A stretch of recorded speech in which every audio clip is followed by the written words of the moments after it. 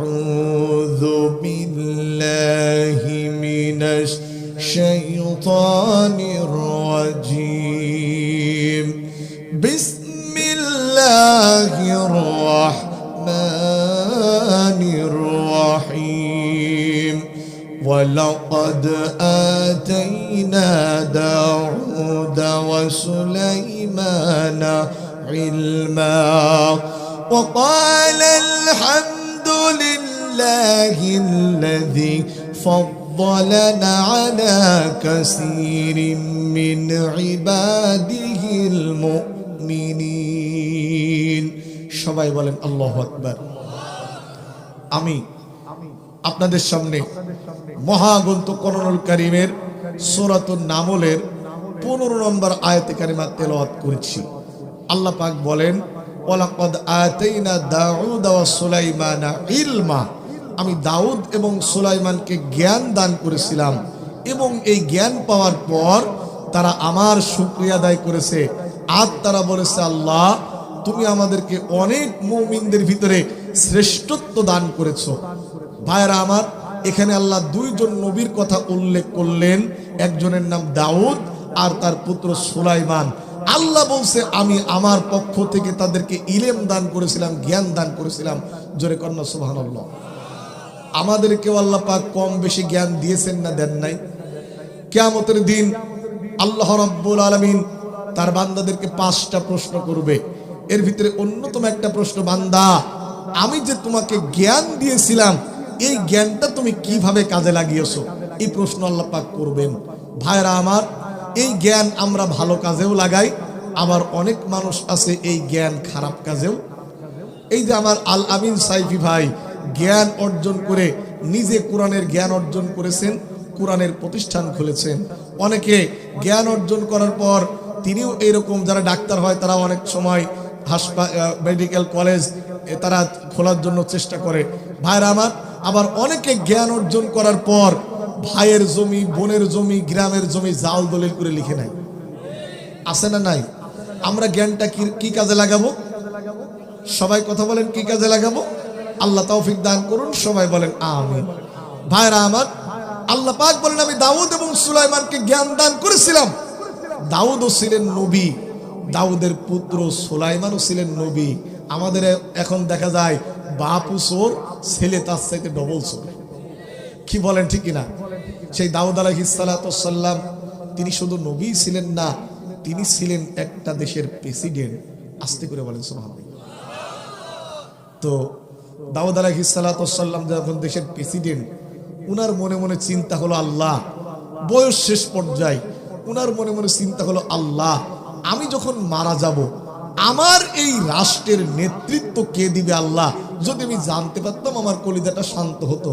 দাউদ আলাইহিস সালাতু ওয়াস সালাম যখন বারবার পেরেশানি বোধ করছেন, আল্লাহ আমি যাওয়ার পর আমার রাষ্ট্রের নেতৃত্ব দিবে কে? আল্লাহ পাক দাউদের কাছে ওহী নাযিল করে জানায় দিলেন, দাউদ আগামী কাল জিবরিল আমিন একটা বাক্স নিয়ে যাবে, এই বাক্সের ভিতরে তোমার রাষ্ট্রের পরবর্তী নেতা নির্বাচন হবে। জোরে কোন সুবহানাল্লাহ। পরবর্তী দিন সকাল বেলায় জিবরিল আমিন একটা বাক্স নিয়ে হাজির হলেও দাউদকে ডেকে বসে, আল্লাহ নবী দাউদ আপনি আপনার জনগণকে ডেকে বলুন এই বাক্সের ভিতরে কি আছে, যে বলতে পারবে আল্লাহ পাক আপনার অঞ্চলের প্রেসিডেন্ট তাকে বানায় দিবে। আস্তে করে বলেন সুবহানাল্লাহ। দাউদ আলাইহিস সালাতু ওয়াস সালাম দেশের বুদ্ধিজীবীদেরকে ডাকলেন, ও বুদ্ধিজীবীরা, আল্লাহ পাক আমার কাছে একটা বাক্স পাঠিয়েছে, তোমরা বলে দাও বাক্সের ভিতরে কি আছে। বক্সটা তো তালা মারা। বুদ্ধিজীবীরা বলছে, দাউদ এই বক্স না খুললে আমরা বলতে পারবো না, তো খোলা হলে তো আমরাও বলতে পারতাম। কথা বলেন ঠিক কিনা? দাউদ আলাইহিস সালাতু ওয়াস সালাম তার এলাকার মানুষদেরকে ডাকলেন, জনগণকে ডাকলেন, সবাই এসে বাক্সের গোড়ায় দাঁড়িয়ে থাকলেন। বাক্সের ভিতরে কি আছে কেউ বলতে পারে না। দেশের জনগণ যখন বলতে পারছে না, এক পর্যায়ে দাউদ আলাইহিস সালাতু ওয়াস সালাম তার সন্তান ছিল 19 জন। কথা বলেন কতজন? এনজিওরা আমাদেরকে পরামর্শ দিচ্ছে 2টো সন্তানের বেশি নয়, একটা হলে ভালো হয়। কয়েকদিন পরে গিয়ে বলবে না হলে ভালো হয়। তো সন্তান যদি না হয় তাহলে খাটলা ধরবে কিনা? আমার কথা কি বুঝতে পারছেন? দাউদ আলাইহিস সালাম তার 19 জন সন্তানকে ডেকে বলল, বাবারা তোমরা কি বলে দিতে পারো বাক্সের ভিতরে কি আছে? বড় সন্তান বলল, আব্বু আমি পারবো না। মেজে সন্তান বলল, আব্বু আমি পারবো না। এভাবে করে সবগুলি যখন ফার্স্ট ডিভিশনে কয়েকটা লেটার নিয়ে ফেল করতেছিল, দাউদের সর্বকনিষ্ঠ ছোট্ট পুত্রের নাম সুলাইমান। ইতিমধ্যে সুলাইমান আল্লাহর কাছে দরখাস্ত দিলেন, মাবুদ তুমি যদি মনে করো আমি সুলাইমান দেশের প্রেসিডেন্ট হলে ভালো হয়, তুমি যদি মনে করো আমি সুলাইমান দেশের নেতা হলে ভালো হয়, তাহলে এই বক্সের ভিতরে কি আছে তুমি আমার বলার তৌফিক দান করে। জোরে বলেন আল্লাহু আকবার। আল্লাহ রাব্বুল আলামিন জিবরিল আমিনকে পাঠিয়ে দিয়ে বলল, জিবরিল আমার সুলাইমান যেভাবে আমার কাছে কাকুতি মিনতি করেছে, আমি সুলাইমানের জবাবে খুশি হয়ে গেছি। তুমি সুলাইমানের কানে কানে গিয়ে বলে আসো বক্সের ভিতরে 3টা বস্তু আছে। জোরে বলেন কয়টা? সর্বশেষ দাউদ আলাইহিস সালাম তার পুত্র সুলাইমানকে বলছে, বাবারে দেশের বুদ্ধিজীবী থেকে শুরু করে সুশীল সমাজ কেউ বলতে পারলো না, তুমি কি বলতে পারো বক্সের ভিতরে কি আছে? সুলাইমান বলছে, আব্বু আপনি যদি দোয়া করেন, আমার আল্লাহ যদি দয়া করে, আমি বলে দিতে পারবো বক্সের ভিতরে কি আছে। সুবহানাল্লাহ। দাউদ বলল, বাবা সুলাইমান দেশের জনগণ বলতে পারলো না, তোমার ভাইরা পর্যন্ত বলতে পারলো না, তুমি বলছো তুমি বলতে পারবে। বক্সের ভিতরে কি আছে তুমি বলে দাও, বক্সের ভিতরে কি আছে আমার জানার ইচ্ছা হয়। দাউদের যদি বক্সের ভিতরে বাক্সের ভিতরে কি আছে তা জানার ইচ্ছা হয়, ওয়াজকে তাফসীর মাহফিল ওয়াজ মাহফিলের জনগণ আপনাদের ওই বাক্সের ভিতরে কি আছে তা জানার ইচ্ছা আছে না নাই? সুলাইমান বলল, বাবা বক্সের ভিতরে 3টা বস্তু আছে। কয়টা? জোরে বলেন, আরো জোরে। তাহলে বক্সের ভিতরে কি আছে? পাওয়ার আরো বাড়ছে। আগে ছিল একরকম চুরি, এখন হয় আর এক রকম চুরি। কথাকে একটা বললে আপনারা রাগ করবেন নাকি? এক এলাকায় এক কাফন চোর ছিল। জোরে বলেন কি চোর? লোকজন কাফন, মানুষ মারা গেলে কাফন চোর কাফন চুরি করে মানুষের খুলে নিয়ে চলে যেত কবর খুঁড়ে। কাফন চোর একদিন মারা গেল, লোকজন পড়ছে ইন্না লিল্লাহি ওয়া ইন্না ইলাইহি রাজিউন, কাফন চোর মারা গেছে। আপনারা বলেন কাফন চোর মারা গেলে কেউ ইন্না লিল্লাহ পড়বে না? আলহামদুলিল্লাহ পড়বে। সবাই আলহামদুলিল্লাহ পড়েছে। এখন কাফন চোর মারা যাওয়ার 4 দিন আগে ছেলেদের ডেকে বলল, আমি তো চলে যাব, মরে যাব, রেখে যাব সবই, তো তোরা কি আমার সাথে যাবি? ছেলেরা বসে, আব্বা কাফন চোরের সাথে দেখি ফেরেশতাদের দুর্মুজির বাড়ি খাবো, আমরা কেউ আপনার সাথে যাব না। বলে শোন, সম্পদ তোর কম কামাই করিনি, তা আমি মারা যাওয়ার পর তোরা 7 দিন ব্যাপী খানার অনুষ্ঠান করবি। কয়দিন ব্যাপী? তখন কাফন চোরের মাটি দিয়ে কাফন চোরের বড় ছেলে বলছে, ভাইয়ারা আমাদের বাড়িতে আপনাদের 7 দিন ব্যাপী দাওয়াত থাকলো খানার। লোকজন বলছে কি দিয়ে খাওয়াবা? বলছে প্রথম দিন দেশির গোশ, দ্বিতীয় দিন খাসির গোশ, তৃতীয় দিন পোলট্রি, চতুর্থ দিন সোনালি, ষষ্ঠ দিন দুম্বা, সপ্তম তারপরের দিন উট, তারপরে কোনো একটা কিছু খাওয়াবো। লোকজন তো হেভি খুশি, সবাই প্রত্যেক দিন এসে খাবার খেয়ে চলে যায়। চতুর্থ দিনের দিন গ্রামে সব লোক তো একদিনে বাড়ি থাকে না, কি বলেন থাকে নাকি? আজকেও গিয়ে খুঁজে দেখেন এই গ্রামে অনেক লোক দেখেন বাড়ি নেই। তো চতুর্থ দিনের দিন গ্রামে কিছু লোক ঢুকছে, ঢুকে দেখে লোকজন লাইন ধরে কোন জায়গায় যাচ্ছে। বলে এই তোরা কোথায় যাচ্ছিস? বলে কাফন চোরের বাড়িতে খানা খেতে যাচ্ছে। কার বাড়িতে? এই কথা কাফন চোরের মেজে ছেলে শুনে ফেলেছে। কি এত কষ্ট করে খাওয়াচ্ছি, তারপরেও বাপের চোর নাম যাচ্ছে না? বলছে মিয়া ভাই খানা বন্ধ করো, বাপের এখনো সেই চোর নাম বন্ধ হয়নি। বলে শোন, বাপ করেছে অকাম, আমরা যদি করি সুকাম হবে না বাবার সুনাম। অন্তত 3 দিন চলুক, 4 দিন চলুক। 4 দিন পরে খানা শেষ হয়ে গেল। এইবার গ্রামের লোকজন ওই চোরের ছেলে মেয়ে, চোরের ছেলেরা বসে মিটিং করছে কি করা যায়। মেজে ছেলে বলছে, ভাই যত ভালো কাজই করো বাপের বদনাম ঘোষানো যাবে না। বাপের বদনাম যদি ঘোষাতে হয়, বাপ যে কাজ করেছে এই কাজ আমাদের ডিজিটাল পদ্ধতিতে করতে হবে। জোরে বলেন, কি পদ্ধতিতে? ডিজিটাল পদ্ধতি। বলে কিভাবে কি করবা? বলে শোনেন, বাপ তো কাফন চুরি করতো, আমরাও এখন থেকে কাফন চুরি করব। তবে বাপ তো কারোর লাশ খেজুর গাছ অথবা বট গাছের সাথে ঝুলিয়ে রাখতো না, আমরা কাফনও চুরি করব, ওই লাশ নিয়ে যে বট গাছের সাথে পেরেক গেড়ে টাঙিয়ে রাখবো। গ্রামে 5 দিন পর একটা মানুষ মারা গেল, সবাই অন্তত বলছে যে এই লোকটার কপাল ভালো, এর অন্তত কাফনটা চুরি হবে না। এরপরে ছেলে পেলে মাটি দিয়ে 4 দিন পরে দোয়া করতে গিয়ে দেখে কবর আছে, কবরে লাশ নেই। লাশ খুঁজতেছে, গ্রামের ওই মাথা থেকে 2 জন যুবক সাইকেল চড়েছে, বলছে ভাই তোরা কি খুঁজছিস? বলে লাশ খুঁজছি, বাপের মাটি দিয়ে থুই গেলাম 4 দিন আগে, লাশ নেই। বলে লাশ যদি দেখতে চাও ওই গ্রামের শেষ মাথায় বট গাছের কাছে যাও। গ্রামবাসী সবাই বট গাছের কাছে গিয়ে দেখতেছে লাশ আছে ঠিকই, তবে লাশের পরনে কাফন নেই, আর লাশটা পেরেক গেড়ে ওই গাছের সঙ্গে মারা। তখন সবাই দাড়ি চুলকাচ্ছে, বসে আগে চুলটাই ভালো ছিল, কারণ ও তো কাফন চুরি করতো, তো লাশটা ন্যাংটা করে গাছে ঝুলাইতো না। বর্তমানে এমন কৃষ্টি কালচার শুরু হয়েছে চারিদিকে বিশ্বব্যাপী, লোকজন আগে বলছে আগে চোর কইটাই ভালো ছিল।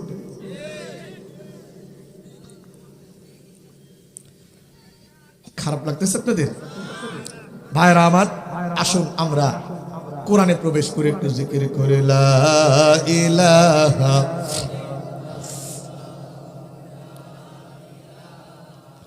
সুবহানাল্লাহ আলহামদুলিল্লাহ লা ইলাহা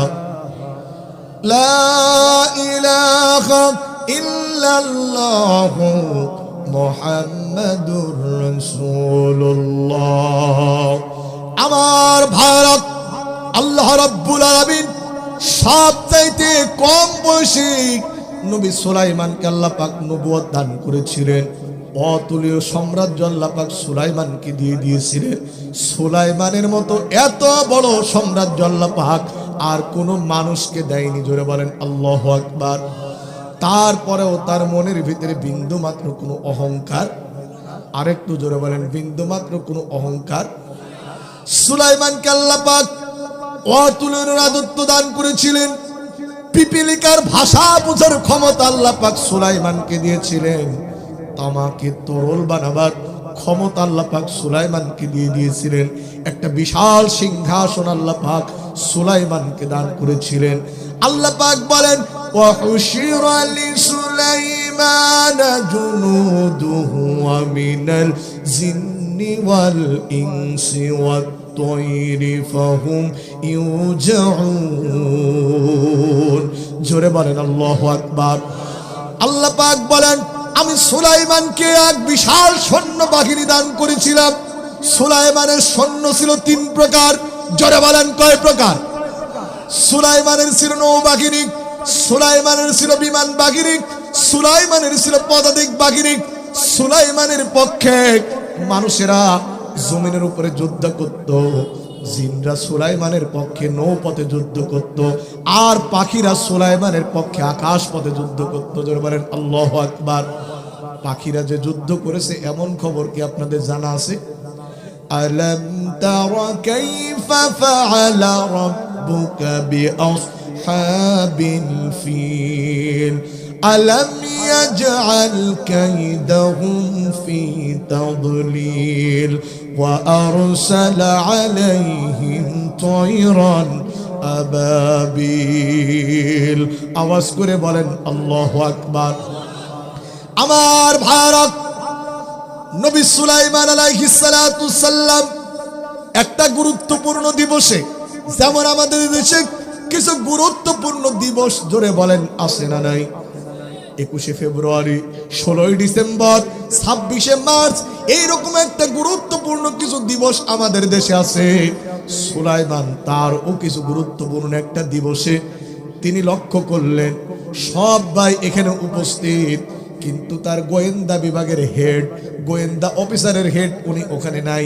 উনি বললেন, ওয়াতাফাক্কাদা الطير فقال ما لي لا أرى الهدهد أم كان من الغائبين জোরে বলেন আল্লাহু আকবার। তিনি বললেন আমার কি হলো, আমি সবাইকে দেখছি। ভাষাটা লক্ষ্য করুন। সুলাইমান বললেন আমার কি হলো, আমি সবাইকে দেখতে পাচ্ছি, হুদহুদকে দেখতে পাচ্ছি না কেন? তাফসীরের ভিতরে এসেছে হুদহুদ ছিল সুলাইমানের গোয়েন্দা বিভাগের হেড। উনি তাকিয়ে বললেন আমি সবাইকে দেখি, হুদহুদকে দেখতে পাচ্ছি না কেন? একটা নেতার অনেকগুলি বৈশিষ্ট্য থাকতে হয়, তার ভিতরে নেতার একটা বৈশিষ্ট্য থাকা লাগে, নেতার নিজের দোষ নিজে ধরা লাগে অনেক সময়। কিন্তু আমাদের যারা নেতৃত্ব দেয় ওরা নিজেদের দোষ তো ধরেই না, অন্যরা বলতে গেলে তাকে মামলা হামলা দেয়। ভাইরা আমার, আমি রাজনৈতিক কোনো বিষয় নিয়ে ওয়াজ করব না। সুলাইমান বললেন আমার কি হলো, আমি সবাইকে দেখতে পাচ্ছি, হুদহুদকে দেখতে পাচ্ছি না কেন?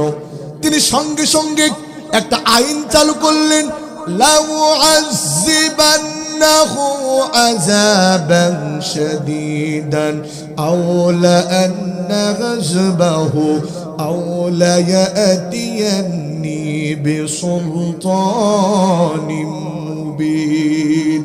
জোরে বলেন আল্লাহু আকবার। সুলাইমান বললেন তোমরা হুদহুদকে ধরে নিয়ে আসো, তোমরা তাকে ধরে নিয়ে আসো, অবশ্যই অবশ্যই আমি তাকে জবাহ করব, না হলে তাকে শাস্তি দেব। আর যদি সে তার অনুপস্থিতির কারণ বলতে পারে আমি তাকে ক্ষমা করে দিব। সুলাইমান কিন্তু রাগের বশবর্তী হয়ে রায় দিলেন তোমরা তাকে ধরে নিয়ে আসো, লাউ আযিবান্নাহু, আমি তাকে জবাহ করব অথবা তাকে শাস্তি দেব, অথবা সে যদি তার অনুপস্থিতির কারণ বর্ণনা করতে পারে কেন সেখানে নেই, সে যদি এই কারণটা বর্ণনা করতে পারে আমি তাকে ক্ষমা করে দিব। আল্লাহ পাক সুলাইমানকে ডেকে বলল সুলাইমান তোমার এই রায়টা দেওয়া ঠিক হলো না। আল্লাহু আকবার। বিচারক তিন প্রকার। এক নাম্বার বিচারক, যেই বিচারক সত্য শুনলো, সবকিছু শুনে বুঝে রায় দিল, ওই বিচারক আল্লাহর জান্নাতে যাবে। আর এক প্রকার বিচারক কোনো কিছু শুনলই না, দলের নেতাকে খুশি করার জন্য, বিরোধী দল দমন করার জন্য রায় দিল, ওই বিচারক যাবে জাহান্নামে। আর এক বিচারক শুনিনি জানিনি, ওর সরকার যেরকম রায় দিতে বলেছে ওই রকম রায় বানিয়ে এসে কোর্টে ঘোষণা করলো, ও যাবে জাহান্নামে। আমার ভাইরা, আল্লাহ পাক সুলাইমানকে বলল সুলাইমান তুমি যেহেতু প্রেসিডেন্ট, এত মাথা গরম করার দরকার নাই, তুমি হুদহুদের তাৎক্ষণিক কোন রায় দিতে পারো না। সুলাইমান বলেছিল তোমরা তাকে ধরে নিয়ে আসো। হুদহুদকে কেউ ধরতে দেওয়া লাগলো না। কিছুক্ষণ পরে হুদহুদ পাখি আস্তে আস্তে উঠতে উঠতে সুলাইমানের হাতের উপরে বসে গেল। সুবহানাল্লাহ বলেন, আরেকটু আস্তে বলেন সুবহানাল্লাহ। হুদহুদ পাখি এসে বলছেন فمكث غير بعيد فقال أحطت بما لم تحط به وجئتك من سبأ بنبأ يقين। হুদহুদ পাখি বলছে নবী সুলাইমান আমি যা জানি তুমি তা জানো না। আল্লাহু আকবার। জোরে বলেন সবকিছু জানে কি? জোর হলো না, আরো জোরে আর একবার। নবী সুলাইমান অনেক কিছুই জানে না, কিন্তু আমার বাংলাদেশের অনেক জোয়াটালা গোফালারা ওরা চোখ মুখ وجدتها وقومها يسجدون للشمس من دون الله وزين لهم الشيطان أعمالهم فصدهم عن السبيل فهم لا يهتدون। জোরে বলেন আল্লাহু আকবার। ও নবী সুলাইমান আমি কি দেখলাম ওই রাষ্ট্রের নেতৃত্ব দিচ্ছে একজন নারী, নারীটির নাম বিলকিস। যারা বলেন নারীটির নাম কি? বিলকিস নেতৃত্ব দিচ্ছে। আর আমার যে জিনিসটা দেখার পরে খারাপ লাগলো, ওই খারাপ লাগা বিষয়টা হচ্ছে ওয়াজাদতুহা ওয়া কওমাহা ইয়াসজুদুনা লিশ-শামসি মিন দুনিল্লাহ। খারাপ লাগার বিষয়টা হলো ওই দেশের মানুষগুলি আমার আল্লাহ পাককে বাদ দিয়ে, ওই দেশের রানী এবং তার প্রজারা আমার আল্লাহ পাককে বাদ দিয়ে শয়তানকে, সূর্যকে সেজদা করছে।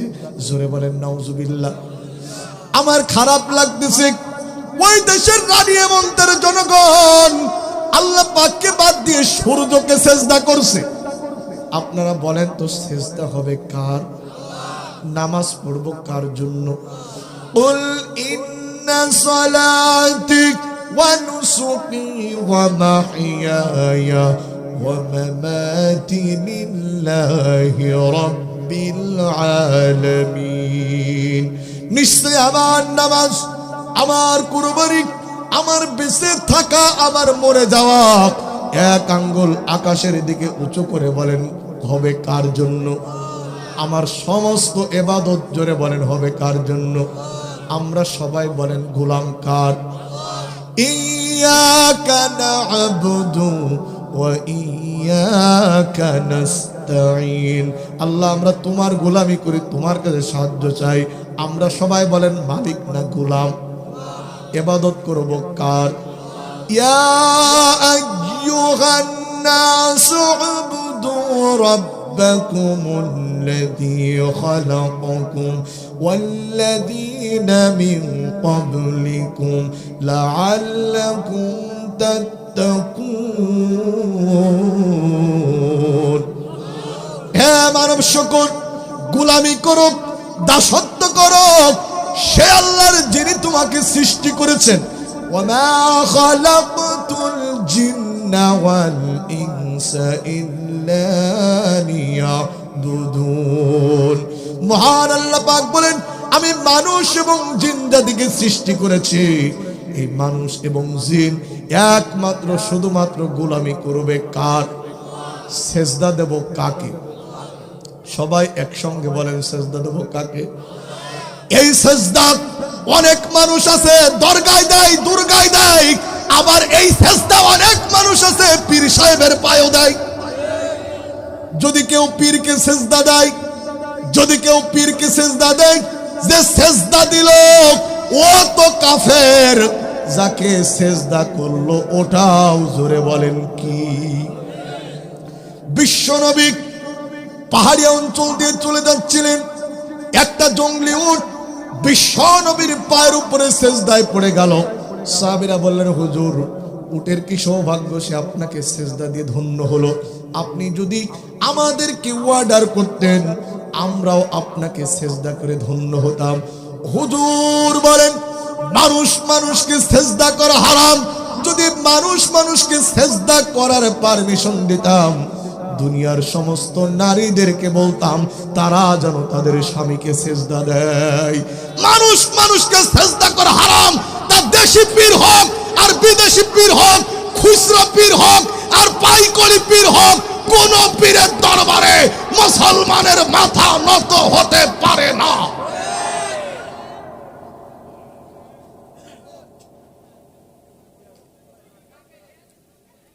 কোন সমস্যা নাকি ভাইজান? বারামান হুদহুদ পাখি বলছেন নবী সুলাইমান, আমি দেখলাম রানী বিলকিস এবং তার জনগণ আল্লাহ পাককে বাদ দিয়ে ওরা সূর্যকে সেজদা করছে। নাউজুবিল্লাহ বলে। চন্দ্রকে সেজদা করা শিরিক, সূর্যকে সেজদা করা শিরিক। কাল কিয়ামতের দিন আপনি আমি যদি কোনো কিছু নাও নিয়ে যদি হাজির হই, তেমন কোনো আমল নিয়ে যদি নাও যেতে পারি, যদি আপনি আমি শিরিক মুক্ত হয়ে কবরে যেতে পারি, আল্লাহ আকাশ পরিমাণ মাগফিরাত নিয়ে ক্ষমা করে দিবে। সুবহানাল্লাহ, একটু আস্তে বলেন। আর যদি আপনার আমলের ভিতরে শিরিক থাকে, ওয়াকাদিমনা ইলা মা আমিলু মিন আমালিন ফাজআলনাহু হাবাআম মানসুরা। কিয়ামতের দিন আমি যখন বান্দার আমলের দিকে তাকাবো, আমি যখন বান্দার আমলের দিকে তাকাবো, ওই আমলের ভিতর যদি শিরিক পাওয়া যায় তাহলে ধুলা বালির সঙ্গে তারা আমলটা আমি বিনষ্ট করে দেব। এই জন্য কোনো অবস্থায় যেন শিরিক না হয়। সন্তান দেওয়ার মালিক কে? আরেকটু আসতে বলেন কে? অনেকে সন্তান হয় না বলে শাহজালালের দরবারে মান্নত করে, শাহফরানের দরবারে মান্নত করে, কত ল্যাংটার দরবারে মান্নত করে। শিরিক, জোরে বলেন শিরিক কি? আর যারা শিরিক করবে তাদের জন্য আল্লাহর জান্নাত হারাম। ইন্নাহু মান ইউশরিক বিল্লাহি ফাকাদ হারামা আল্লাহু আলাইহিল জান্নাহ। যে ব্যক্তি শিরিক করলো তার জন্য আল্লাহর জান্নাত হারাম। জোরে কন্না নাউজুবিল্লাহ। হুদহুদ পাকে বলছেন নবী সুলাইমান, আমি দেখলাম রানী এবং তার প্রজারা আল্লাহ পাককে বাদ দিয়ে ওরা সূর্যকে সিজদা করছে। আল্লাহ ইয়াসজুদু লিল্লাহিল্লাযী ইউখরিজুল খাবা ফিস সামাওয়াতি ওয়াল আরদ ওয়া ইয়ালামু মা তুখফুনা ওয়া মা তু'লিনুন। অথচ আল্লাহ হোসেন তিনি যিনি আসমান এবং জমিন সৃষ্টি করেছেন। একটু আওয়াজ দিয়ে বলেন না, আসমানের স্রষ্টা কে? জমিনের স্রষ্টা কে? এই জমিন থেকে আপনার আমার যে ফল ফসল আমরা খাই এগুলি উৎপাদন করে দেয় কি? ওয়ামা মিন দাব্বাতিন ফিল আরদি ইল্লা আলাল্লাহি রিজকুহা। এই পৃথিবীর ভিতরে এমন কোন বিচরণশীল জীব নাই সেই জীবের রিস্কের দায়িত্ব আল্লাহ তার নিজ হাতে উঠায় নিয়ে নাই। একটু বুকে হাত দিয়ে বলেন, আমাদের রিজিক যিনি দেন তিনি কে? বিবেকের কাছে প্রশ্ন করে দেখুন, কুকুরকে কেউ কখনো ভালো খাবার দেয় না, দেয় নাকি? আপনি একটা হাড় কখন কুকুরকে দেন?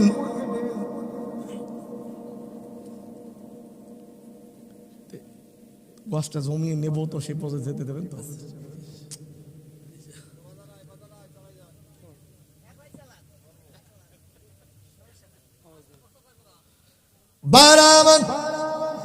কুকুরকে কেউ কখনো ভালো খাবার দেয় না। একটা হাড় আপনি কখন কুকুরকে দেন? যখন আপনার দাঁতে আর ওই হাড়টা খেতে পারে না, তখন আপনি কুকুরকে ওই উঠানের উপরে হাড়টা ফালায়া দেন। কুকুর আপনার ফালায় দেওয়া হাড় খেয়ে, কুকুর আপনার ফালায় দেওয়া হাড় খেয়ে বলেন, মালিক তুমি আমাকে ফিরনি ছেটে দাও নাই, তাতে কি হয়েছে? তুমি আমাকে ভালো প্লেটে দাও নাই, তাতে কি হয়েছে? ও মালিক তুমি অন্তত একটা হাড় তো আমাকে দিলে, এই হাড়টা আমি খেলাম। তুমি ঘুমিয়ে থাকো, তোমার বাড়িতে তোমার কোনো শত্রু, তোমার কোনো বন্ধু আসলে তোমাকে জাগিয়ে দেব। একটা ফালায়া দেওয়া হাড় খেয়ে কুকুর সারা রাত বাড়ির মালিকের বাড়ি পাহারা দেয়, মালিকের সঙ্গে নেমখারামি করে না। আল্লাহ জমিনে বসবাস করার পর, আল্লাহর দেওয়া নিয়ামত খাওয়ার পর আল্লাহর ইবাদত করে না যারা, কুকুরের চাইতেও নিকৃষ্ট তারা। কুকুর তো মালিকের গোলামি বোঝে, এটা তাও বোঝে না। রাগ করেন না, আমার কথা নয়।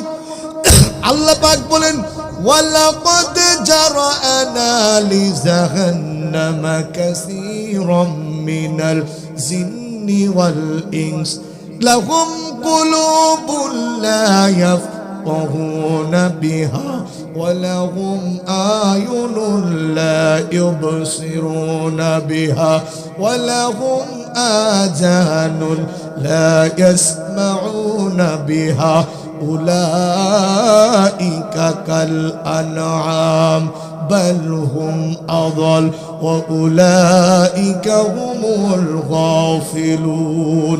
আওয়াজ দিয়ে বলেন আল্লাহু আকবার। আল্লাহ পাক বলেন, মানুষের ভিতরে, জিনের ভিতরে একরকম মানুষ আছে, ওরা জাহান্নামে যাওয়ার জন্য রেডিমেড তৈরি। তারা কারা? তাদেরকে আমি কান দিয়েছিলাম, এই কান দিয়ে মমতাজের গান শুনলো, কোরআন শুনে ওর হেদায়েত হলো না। ওদেরকে আমি চোখ দিয়েছিলাম, চোখ দিয়ে সব কিছু দেখলো, অন্ধ হাফেজের মতো কোরআন দেখে ওর হেদায়েত হলো না। ওদেরকে আমি বিবেক দিয়েছিলাম, বিবেক দিয়ে সব কিছু বুঝলো, কি করে জাল দলিল করতে হবে, কি করে অন্যের মাথায় লাঠি মারতে হবে সব বুঝলো, কিন্তু আমি আল্লাহ পাককে বুঝতে পারলো না। আল্লাহ বলেন উলাইকা কাল আনাম, এগুলি চতুষ্পদ জানোয়ারের মতো। আল্লাহ বলেন শুধু জানোয়ার নয়, বালহুম আদাল, এরা হচ্ছে জানোয়ারের চাইতে নিকৃষ্ট। হুদহুদ পাখি, তিনি বলছেন নবী সুলাইমান, এই জমিন এবং আসমান আল্লাহ সৃষ্টি করেছে, আর তোমাদের রিজিক তো ওই আল্লাহই দেয়, আর তোমরা যা কিছু প্রকাশ করো, যা কিছু গোপন করো, তা জানে কে? এইবার হুদহুদ পাখি কালেমা পড়ছে, সুবহানাল্লাহ কোন? হুদহুদ পাখি কালেমা পড়ছে, আল্লাহু লা ইলাহা ইল্লা হুয়া রাব্বুল আরশিল আযীম। হুদহুদ পাখি কালেমা পড়তেছে। অনেক মুসলমান এই জায়গায় থাকতে পারে, এমন অনেক মুসলমান থাকতে পারে যারা কালেমাটাও শুদ্ধ করে পড়তে। এই মাদ্রাসায় নাতনিকে ভর্তি করান, এই মাদ্রাসায় নাতি ছেলেকে ভর্তি করান, এই মাদ্রাসায় পুতাকে ভর্তি করান।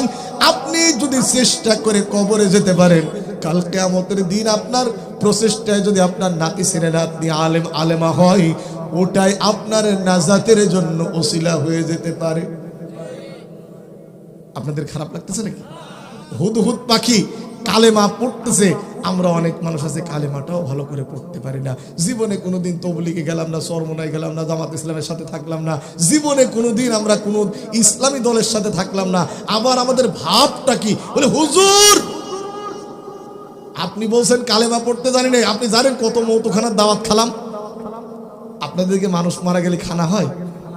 খাতি চাষিরে জিজ্ঞেস করছি খানা হয়? আমার ভাইয়ারা মাইন্ডে নিন না, শকুন মরে গেলে যেমন আপনার গরু ছাগল মারা গেলে কিছু শকুন খুশি হয়, মানুষ মরে গেলে কিছু মানুষ খানা খাওয়ার জন্য দাপিয়ে বেড়ায়, তসবি পকেটের ভিতর ঢুকে এরকম বাজিয়ে বেড়ায়, আমার দাওয়াত দাও, আমার দাওয়াত দাও। ছেলে পেলে বলে চাচা আমার আব্বা মরে গেছে, কলমা খতমের দাওয়াত, আপনি পড়বেন 5000, আপনি পড়বেন 10,000। আমার ভাইরা ইমাম সাহেব পড়ে লা ইলাহা ইল্লাল্লাহ, ইমামের হয় একবার, আমি না জানা মানুষ আমার হয়ে যায় 20 বার। কারে ফাঁকি দিয়েছে? আরেকটু জোরে বলেন, কারে ফাঁকি দিয়েছে? কি আল্লাহর ফাঁকি দিয়েছে? আপনাদের ইমাম সাহেব, ধরুন আমাদের সাইফি ভাই ইমাম ট্রেনিং এ যাবে, আপনাদের বিভাগ কোনটা জানো? ঢাকা। ঢাকা বিভাগে ইমাম প্রশিক্ষণ হবে, সাইফি ভাই ইমাম প্রশিক্ষণে যাচ্ছে। এখন একজনকে বললো শোনো আমার মহল্লার মসজিদে নামাজ পড়িও, কমিটি তোমার 12,000 টাকা দেবে। কয় হাজার টাকা দেবে? এখন বললে 2 মাস নামাজ পড়াবা। 2 মাস পরে সাইফি ভাই চলে আসতে ট্রেনিং শেষ করে এই ইমাম যাওয়ার পালা, আর উনি জয়েন করবে। এখন কমিটির পিছনে, মসজিদ কমিটির পিছনে সমালোচনা করার লোক থাকে না থাকে না? এই হুজুরকে 12,000 টাকা দিয়ে চলে যাচ্ছে, বলে হুজুর আপনি চলে যাচ্ছেন? বলে আর কতদিন থাকবো হুজুর, তো চলে গেলাম। বলে আপনার টাকা যা দেওয়ার কথা ছিল দিয়েছ তো? কমিটি আবার এই হুজুরকে 200 টাকা কম দিয়েছে। কয় টাকা কম দিয়েছে? 11,800 টাকা দেবো। হুজুর আমাদের হুজুরের মতো অত সুন্দর কণ্ঠ তো আপনার না, অত সুন্দর হইল না, আপনার 200 টাকা কম দিলাম। হুজুর চিন্তা করে যাক বসেছিলাম, 11,800 টাকা পাওয়া গেল, নিয়ে চলে যাচ্ছে। এখন কমিটির পিছনে যারা, সুলাইমান বলল ক্বালা সানানজুরু আসাদাকতা আম কুনতা মিনাল কাযিমিন। হুদহুদ রে, আমি তোমার কথা বিশ্বাস করব না যতক্ষণ এর প্রমাণ না পাবো। আল্লাহু আকবার। এখান থেকে আপনার জন্য শিক্ষা হলো এই, কোন হুজুর একটা আমলের কথা বলল, আগে হুজুরকে বলতে হবে হুজুর আপনি যে আমলটার কথা বলছেন কুরআন সুন্নায় এরকম আমল আছে কিনা। যদি কুরআন সুন্নাহ না থাকে, ওই হুজুর যেই মাদ্রাসায় পড়ুক, যত বড় ডিগ্রি থাক, যদি আমল যা বলে কুরআনের সাথে যদি মিল না থাকে, কোন মুসলমান অন্ধ অনুকরণ করার কোনো দরকার নেই। সুলাইমান বলছে হুদহুদ রে, আমি তোমার কথা ততক্ষণ পর্যন্ত বিশ্বাস করব না যতক্ষণ এর প্রমাণ না পাবো। কি প্রমাণ চান? ইযহাব বিকিতাবি হাযা ফাআলকিহি ইলাইহিম সুম্মা তাওয়াল্লা আনহুম ইলা আখিরিল আয়া। সুলাইমান একটা চিঠি লিখে হুদহুদের হাতে দিয়ে দিল, তো হাত নেই, হুদহুদের সামনে রাখলে একটা চিঠি লিখে বলল, সুলাইমান বলল হুদহুদ রে তুমি এই চিঠিটা নিয়ে রানী বিলকিসের দরবারে চলে যাও। ওরা চিঠি পাওয়ার পর কি মন্তব্য করে, চিঠি পাওয়ার পরে কি মন্তব্য করে তা তুমি আমাকে জানাবে। ওর তো হাত নেই, ও তো চিঠি ধরতে পারবে না। সুলাইমানের লিখে দেওয়া চিঠিটা ডানার নিচে নিয়ে 1500 মাইল উড়া শুরু করলো। আল্লাহু আকবার। 1500 মাইল উঠতে উঠতে হুদহুদ পাখি আল্লাহর জিকির করে। ও আল্লাহর বান্দারা, চিঠি নিয়ে যদি হুদহুদ পাখির আল্লাহর জিকির করার দরকার হয়, আমরাও জোরে বলেন জিকির করব কার? সবাই পড়েন আল্লাহ আল্লাহ আল্লাহু লা ইলাহা, আরো জোরে আল্লাহ আল্লাহ। আল কোরআনি শ্রেষ্ঠ ঠিকানা, চলো মোদের কাবার সীমানা। যে পথে চলে পাইনি তোমার, সে পথগামী করোনা লা ইলাহা।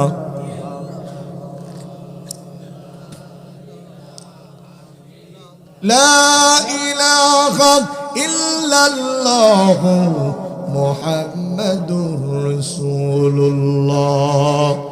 হুদহুদ 1500 মাইল উঠতে উঠতে সাবা দেশে রানী বিলকিসের রাজধানীতে পৌঁছে গেল। রাজধানীতে পৌঁছে যাওয়ার পর গাছের মাথায় বসে চিন্তা করতেছে কি করা যায়। আমি এই চিঠিটাকে রানী বিলকিসের সামনে রাখবো। যদি রানী বিলকিসের সামনে রাখি, নবী সুলাইমানের চিঠির উপরে যদি পা উঠে যায়, আল্লাহর কিতাবের অবমাননা হবে। না না, আমি রানী বিলকিসের সামনে রাখবো না, আমি এই চিঠিটা রানী বিলকিসের বুকের উপরে রাখবো। সুবহানাল্লাহ কর। ওর মাথা ছোট, ওই ছোট মাথায় অনেক বুদ্ধি। আমাদের দেশে অনেক নেতাদের মাথা মোটা কিন্তু বুদ্ধি একেবারেই কম। আস্তে করে বলেন। ভাইরা আমার, ভালো মন্দ কিছুই বুঝতে পারে না, জনগণ কি চায় কিছুই বুঝতে পারে না। হুদহুদ পাখি গাছের উপরে বসে চিন্তা করতেছে। কিছুক্ষণ পর রানী লাঞ্চ আওয়ারে যখন ঘুমাতে যাবে, আমি ওর সিটিটা রুমের ভিতরে পৌঁছায় দেব। রানী বিলকিস, আমাদের দেশের কিসমিসদের পাহারায় যদি এত পুলিশ থাকে, সেই সময় রানী বিলকিসের পাহারা এর চাইতে বেশি ছিল না কম? আরেকটু জোরে বলেন, বেশি না কম? এক বর্ণনা এসেছে রানী বিলকিসের পাহারা দিত 84,000 সৈন্য। কয় হাজার? রানী বিলকিস ঘুমাতে যাওয়ার সময় সেনাবাহিনীর প্রধানকে ডেকে বলল, ভালো করে তুমি আমার প্রাসাদটা পাহারা দাও। রানী বিলকিস পাহারায় নিয়োজিত রেখে দুপুরের লাঞ্চের পরে রানী বিলকিস ঘুমিয়ে পড়লো। হুদহুদ পাখি উঠতে উঠতে গিয়ে ওরা ঠেকা দেখে। হুদহুদ পাখি উঠতে উঠতে গিয়ে রানী বিলকিসের রুমের ভিতরে চলে গিয়ে নবী সুলাইমানের লিখে দেওয়া চিঠিটা আস্তে করে বুকের উপরে রাখলেন। সুবহানাল্লাহ কর। ওহির একটা ভার আছে না নাই? আরেকটু আস্তে কর। লাউ আনজালনা হাদাল কুরআন আলা জাবালিল লারাআইতাহু খাশিআম মুতাসাদ্দিআম মিন খাশিয়াতিল্লাহ وتلك الأمثال نضربها للناس لعلهم يتفكرون।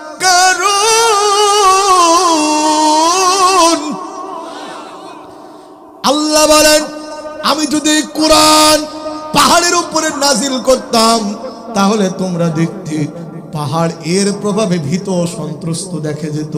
বিশ্ব নবীর উপরে যখন কোরআনের ওহী নাজিল হতো, বিশ্ব নবী ঘেমে যেত। উম্মুল মুমিনিন আয়েশা সিদ্দিকা বলেন, মাঝে মধ্যে আমি দেখতাম হুজুর প্রচন্ড শীতের রাত্রেও ঘেমে যাচ্ছেন। ওই সময় হুজুরের উপরে ওহী নাজিল হতো। বিশ্বাস করুন, প্রচন্ড শীতের দিনে আপনি উযু করার পরে আপনি সূরা ফাতিহা জোরে করে একবার তেলাওয়াত করবেন, দেখবেন ওযু করার সময় যেই পরিমাণ শীত লাগতেছিল, কোরআন তেলাওয়াত করার সঙ্গে সঙ্গে শীতটা যেন 4 ভাগে 3 ভাগে কমে গেল। এটা পাওয়ার আল্লাহর কালামে। জোরে বলেন পাওয়ারটা কিসের? হুদহুদ পাখি নবী সুলাইমানের লিখে দেওয়া চিঠিটা রানী বিলকিসের বুকের উপরে রাখলেন। রানী বিলকিস কিছুক্ষণ পরে তার ঘুমটা ভেঙে গেল। ঘুমটা ভাঙার পরে বুকের উপরে হাত দিয়ে দেখে একটা পত্র, ছোট্ট একটা চিঠি। কে পাঠালো এই চিঠি? আমার আশপাশ কয় হাজার সৈন্য পাহারা দিচ্ছে? আরেকটু জোরে বলেন, আরেকটু জোরে। 84,000 সৈন্য পাহারা দিচ্ছে। কে পাঠালো চিঠি? রানী বিলকিস চিঠিটা নিয়ে 3টা চুমা দিয়েছে। কয়টা? আপনারা বলেন তো, রানী বিলকিস কি চিঠিটার অসম্মান করলেন না সম্মান করলেন? 3টা চুমা দিয়ে রানী বিলকিস রুমের বাইরে আসার পরে সেনাবাহিনীর প্রধানকে ডেকে বলছে, ও সেনাবাহিনীর প্রধান, তোমরা রুমটা কেমন পাহারা দিয়েছো? সেনাবাহিনীর প্রধান বললেন, রানী একদম সিরিয়াস পাহারা দিয়েছি, একটা পিপিলিকা পর্যন্ত যেতে দেইনি।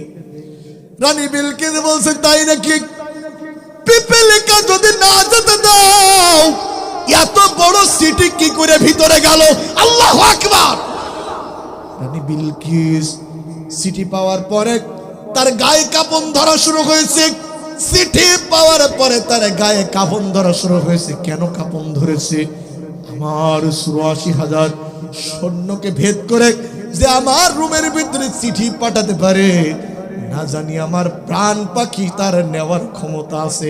রানী বিলকিসের ক্ষমতা চলে যাওয়ার ভয়তে কাঁপাকাঁপি শুরু হয়েছে। আজ বিশ্বের অনেক জায়গার দিকে তাকান, আলেম উলামার ঐক্যমত্য দেখে অনেক নেতার কিন্তু ইতিমধ্যে কাঁপাকাঁপি শুরু হয়েছে। কি বলে এর মাথায় এখন আর কাজ করছে। এক লোকের গরু হারিয়ে গেছে। বলবো গল্প? বলবো? শুনতে চাচ্ছেন না সামনের লোকজন? এক লোকের গরু হারিয়ে গেছে। লোকটা খুব হয়রান হয়ে গরু খুঁজতেছে। ছেলে প্রাইভেট পড়ে বাড়ি আসছে, এসে বলছে, আব্বু কি করছো? বলে, ভাই রে, সে গরু হারিয়ে গিয়েছে। ছেলেকে কি বলেছে? ভাই। এবার ছেলে বাড়িতে যাওয়ার কথা, আব্বু খেতা কম্বল জেগে যাচ্ছে, গোছাও, পাবনায় যেতে হবে মেন্টাল হাসপাতালে। বলে, ঢাকায় না যাই, পাবনায় কেন? বলে, পাবনায় চিকিৎসা ভালো হয়। আব্বু আজকে আমার ভাই বলেছে। দাঁড়া, বাড়ি আসো। বাড়ি আসার পরে বসে, গো তুমি নাকি খোকাকে ভাই বলেছো? বলছে, মারে এত টাকার গরু হারিয়ে গেলে কি মাথায় কাজ করে? এক গরু হারিয়ে ছেলে হচ্ছে ওইটা, বউ হয়ে যাচ্ছে ওইটা। বর্তমানে এখন দেখেন অনেকেই মাথা খারাপ হয়ে গেছে। একবার বসে সরিয়া চাচ্ছি, আর একবার বসে সরিয়া মানব না। ভাইরা আমার, বিরক্ত বোধ করছেন নাকি আপনারা? রানী বিলকিস ইতিমধ্যেই তার ক্ষমতা চলে যাওয়ার ভয় দেখ তার ভিতরে কিছুটা কাঁপাকাঁপি শুরু হয়েছে। স্পিকারকে জলদি করে বলল, স্পিকার পার্লামেন্ট কলের ব্যবস্থা করো, পার্লামেন্ট কলের ব্যবস্থা করো, আমার সংসদ সদস্যদের হাজির করো। স্পিকার সাহেব জরুরি ভিত্তিতে রানী বিলকিসের পার্লামেন্ট কল আয়োজন করলো। সমস্ত সদস্যরা পার্লামেন্টের ভিতরে উপস্থিত হয়ে গেল। হুদহুদ পাখি আস্তে করে পার্লামেন্টের ভেন্টিলেটরের ভিতরে বসে ও সুপি সুপি আল্লাহর জিকির করছে। ওরা কি বলছে তা কান পেতে শুনছে। সুবহানাল্লাহ বলেন। আমরাও জিকির করব। ইন্নাহু মিন সুলাইমান ওয়া ইন্নাহু বিসমিল্লাহির রাহমানির রহিম। আল্লাহ তাআলু আলাইয়া ওয়াতুনি মুসলিমিন। রানী বিলকিস বলছে, চিঠিতে তেমন কিছুই লেখা নেই। ইন্নাহু মিন সুলাইমান, এই চিঠি এসেছে সুলাইমানের পক্ষ হতে। ওয়া ইন্নাহু বিসমিল্লাহির রাহমানির রহিম, পরম করুণাময় আল্লাহর নামে শুরু। আল্লাহ তাআলা আলাইয়া, ও রানী, এই চিঠি পাওয়ার পর তুমি দ্রুত ইসলাম কবুল করো। এই চিঠি পাওয়ার পর তুমি দ্রুত ইসলাম কবুল করো। আপনারা বলেন এটা অনুরোধ না হুমকি? হুমকি। জোরে বলেন কি? ইতিপূর্বে মুসলমান নেতৃবৃন্দ কাফেরদেরকে হুমকি দিত, আজ মুসলমান নেতৃবৃন্দ জনমের মতো হুমকি খায়। কারণটা কি জানেন তো? আমাদের অনৈক্যতা। আমাদের কি? আরেকটু জোরে বলেন, আমাদের কি? এই মন্দিরের ঠাকুর আর ওই মন্দিরের ঠাকুর, এই দুই দাদা জীবনে ঝগড়া হয় না। এই মসজিদের হুজুর আর ওই মসজিদের হুজুরের মিল হচ্ছে না। এই হুজুরের এই মসজিদের হুজুর হাত বাঁধবে এই জায়গায়, ওই মসজিদের হুজুর হাত বাঁধবে এই জায়গায়। এই মসজিদের হুজুর আমিন সূরা ফাতিহার পরে 4 ইঞ্চি মসজিদের ছাদ উঁচু করে ফেলবে, ওই মসজিদের হুজুর সূরা ফাতিহার পরে জীবনও আমিন বলবে না। এই মসজিদের হুজুর ইয়া নবী সালাম আলাইকা এইটা গাবে, ওই মসজিদের হুজুর সালাম গাবে না। এই মসজিদের হুজুর নামাজে সালাম ফিরে দোয়া করবে, ওই মসজিদের হুজুর সালাম ফিরানোর পর দোয়াই করবে না। এই নিয়ে দলাদলি ঠেলাঠেলি গুতোগুতি ফতোয়া সালাসালি আছে না নাই? গল্প কি একটা করব? আপনারা বিরক্ত হচ্ছেন না তো ভাই? হুজুর আসতে আমি কালেকশন করব না?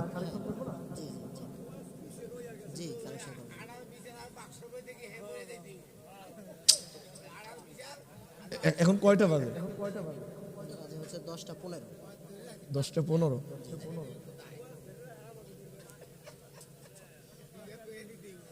তাহলে আর 20 মিনিট পরে হুজুরি আসতে বলেন। আমি ভিতরে আমি কিছু পয়েন্ট বলি, আমি ওদিক চলে যাচ্ছি, সমস্যা নেই।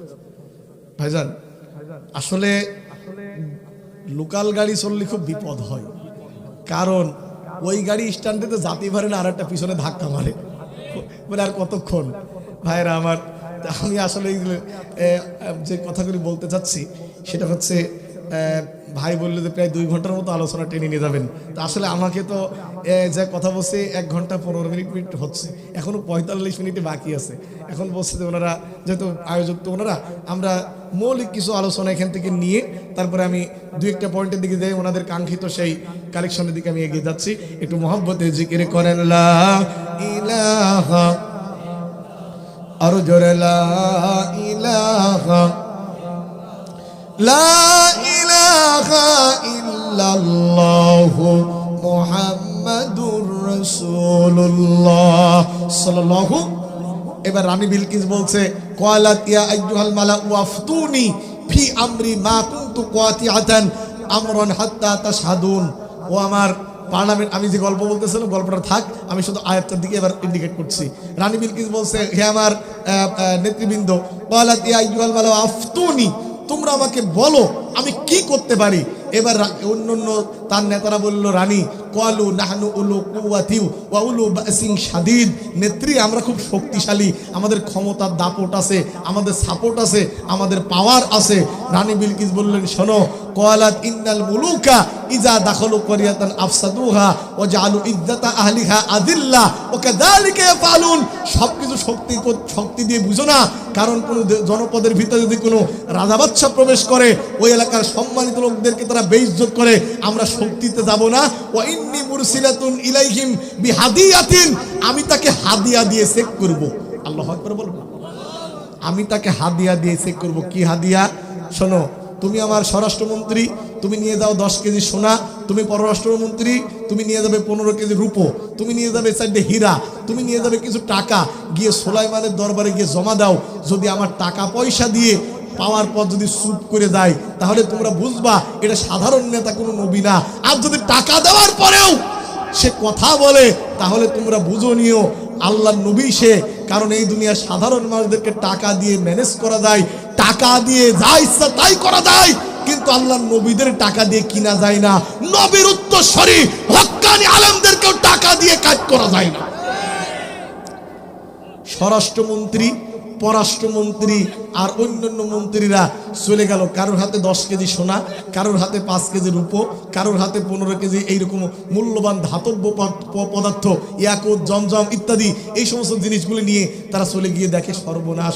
সুলাইমানের রাজধানীতে যখন যাচ্ছে, ওই দিক দিয়ে ভেন্টিলেটরের ভিতর থেকে হুদহুদ পাখি ঝাপটা মেরে আস্তে করে বেরিয়ে বাতাসের কাছে বলে দিয়েছে, বাতাস, আমি তো ওদের সাথে যাইয়ে পারবো না, হয়তো যদি ওরা জিনের মাধ্যমে যায়, তুমি বলে দাও যে এই সাবা দেশ থেকে কিছু উপঢৌকন যাচ্ছে, এগুলি যেন সুলাইমান হাতে না করে। আল্লাহু আকবার বলেন। এবার ওরা নিয়ে গেছে 10 কেজি সোনা আর 15 কেজি রূপ ইত্যাদি ইত্যাদি। যাইয়ে দেখে সর্বনাশ, সুলাইমানের রাজধানী সিঁড়িগুলাই, সুলাইমানের দরবারে ওঠা সিঁড়িগুলো সোনা দিয়ে বান্ধা। আরেকটু আস্তে করে বলেন সুবহানাল্লাহ। কি বিশাল সিংহাসন, কত সম্পদ। এইবার ওরা বলছে নিজেদের উপহার নিজেদের কাছে ঠুনকো মনে হলো। সুলাইমান বলল, শোনো, তোমাদের রানীকে বলো সে যদি ইসলাম কবুল না করে, সে যদি শিরিক মুক্ত না থাকে, এমন সৈন্যবাহিনী পাঠাবো যাদের মোকাবেলা তোমরা করতে পারবে না, তোমরাও ধ্বংস হবে, তোমাদের রানীও ধ্বংস হবে। দ্রুত ইসলাম কবুল করতে বলো। আল্লাহু আকবার। রানী বিলকিসের পরিণতি কি হবে? আর ওই বাক্সটা খোলার দরকার, জোরে বলেন আছে না নাই? এরপরে বুড়ির আটার বিচার, সেটাও শোনার দরকার আছে না নাই? আরেকটু কথা আছে, আমরা মৃত্যুর পরে জান্নাতের মেহমান হওয়া যাবে একটা আমল, সেটাকেও শোনার দরকার আছে না নাই? আর 5 মিনিট ওয়াজ করে আমি আমার মূল বক্তব্যই সবগুলোই বলার চেষ্টা করব। জোরে বলেন ইনশা। من ذا الذي يقرض الله قرضا حسنا والله يقبض ويبسط وإليه ترجعون। জোরে বলেন আল্লাহু আকবার। তোমাদের ভিতরে এমন কে আছে আল্লাহ পাককে কর্জে হাসানা দিবে, অথচ আল্লাহ তোমাদের সম্পদ বাড়ায় দেয়, আল্লাহ তোমাদের সম্পদ কমায় দেয়, আর তোমাদের সবাইকে ওই আল্লাহর কাছে ফিরে যাওয়া লাগবে। সত্য করে বলেন তো, আমাদেরকে ফিরে যাওয়া লাগবে কার কাছে? আল্লাহর পথে কর্জ দেওয়ার দরকার আছে না নাই? গভীর মনোযোগ। সাহাবায়ে কেরাম রাদিয়াল্লাহু তাআলা আলাইহিম আজমাইন তারা কিভাবে আল্লাহ পাককে কর্জে হাসানা দিয়েছেন। বিশ্বনবী জনাবে মুহাম্মদ রাসূলুল্লাহ সাল্লাল্লাহু আলাইহি ওয়াসাল্লাম মাগরিবের নামাজ পড়ার পর তিনি বক্তব্য শুরু করলেন। সবাই বিশ্ব নবীর বয়ান বিমোহিত হয়ে শুনতে লাগলো। জোরে কোন সুবহানাল্লাহ। অনেকক্ষণ বক্তব্য দিলেন, অনেকক্ষণ বক্তব্য দিয়ে শেষ করলেন। একজন সাহাবী, সমস্ত সাহাবীরা বক্তব্য শুনে শুনে চোখের পানি ফেলে ফেলে এক পর্যায়ে বাড়িতে চলে গেল। একজন সাহাবী বাজার করতে এসেছিলেন, বাড়ি তার তেমন কোনো খাবার ছিল না, পকেটে কোনো টাকাও ছিল না। ওই সাহাবী বিশ্ব নবীর কাছে গিয়ে বলছেন, আল্লাহর নবী, আমার বাড়িতে তেমন কোনো খাবার নাই, মেহেরবানি করে আপনি আমার একটু খাবারের ব্যবস্থা করুন। বিশ্ব নবী রুমের ভিতরে চলে গেলেন, তার 9 জন স্ত্রীকে ডেকে বললেন, ও আমার স্ত্রীরা, তোমাদের কাছে তেমন কি কোনো খাবার আছে নাকি? বিশ্ব নবীর 9টা স্ত্রী একই জবাব দিলেন, আল্লাহি, আল্লাহর কসম করে বলি, আমাদের ঘরে পানি ছাড়া কোনো খাবার নাই। বিশ্ব নবী বললেন, বাড়ি থেকে বের হয়ে এসে বললেন, সাহাবী, আমার বাড়িতে পানি ছাড়া কোনো খাবার নাই। সেই সময় কিন্তু আমার আপনার নবী মদিনার প্রেসিডেন্ট। আল্লাহু আকবার বলেন। বিশ্ব নবী একজন সাহাবীকে ডেকে বললেন, আমার সাহাবী, ও আমার সাহাবী, তোমরা কে আসো? আমার মেহমানকে সম্মান করো। ও আমার সাহাবীরা, এই লোকটা আমার কাছে খাবার এসেছে, আমার বাড়িতে তেমন কোনো খাবার নাই, তোমরা কে আসো? আমার মেহমানকে সম্মান করো। একজন সাহাবী গরিব মানুষ, তার বাড়িতেও খাবার নাই, তিনি বিশ্ব নবীর হাতের থেকে মেহমানটা নিয়ে বাড়িতে চলে গেল। বাড়িতে যাওয়ার পর তার স্ত্রীকে ডেকে বলেন, স্ত্রী, নবীর মেহমানকে সম্মান করো, নবীর মেহমানকে কিছু নাস্তা পানি করাও, নবীর মেহমানকে তুমি কিছু খাবার দাও। স্ত্রী বলছে, স্বামী আমার, আপনি বাজারে গিয়েছিলেন, আমি বাজারের অপেক্ষায় আছি, আপনি আনবেন, তারপর আমি রান্না করব। আপনি কিছু না এনে বলছেন রাসূলুল্লাহর মেহমানকে সম্মান করে, আমি কি দিয়ে নবীর মেহমানকে সম্মান করব? বাড়িতে বাচ্চার খাওয়ানো যায় এতটুকু খাবার মাত্র আছে, আর কোনো খাবার টাবার তেমন নাই, শুধুমাত্র বাচ্চার খাওয়ানো যায় এতটুকুনি খাবার আছে। ওই সাহাবী বললেন, স্ত্রী, তুমি তোমার বাচ্চাকে ঘুম পাড়াও, তুমি তোমার বাচ্চাকে ঘুম পাড়িয়ে দাও, খাবার যা আছে তা রেডি করে ওই মেহমানের সামনে দাও। মহিলার কোনো কথা বললো না, ছোট্ট বাচ্চাকে খাবার না খাওয়িয়ে ঘুম পাড়িয়ে দিল। ঘুম পাড়িয়ে দিয়ে বাচ্চার যতটুকুন খাবার, এই খাবারটুকুন প্লেটের উপরে রাখলো, আরো 2টা প্লেট রাখলো। রাত্রে বেলায় তিনটা প্লেট এক জায়গায় রেখেছে, মেহমানের সামনে অল্প একটু খাবার দিয়েছে, স্বামী স্ত্রী দুইটা প্লেট নিয়ে বসেছে। স্ত্রী ছিল বুদ্ধিমতী, স্ত্রী বাতি জ্বলছে, স্ত্রী কৌশলে বাতিটা নিভিয়ে দিয়ে বললেন, আমাদের কাছে বাতি ধরানোর মতো কিছু নাই, আপনি খান, আমাদের কাছে খাবার আছে, আমরাও খাচ্ছি। ওই সাহাবী যে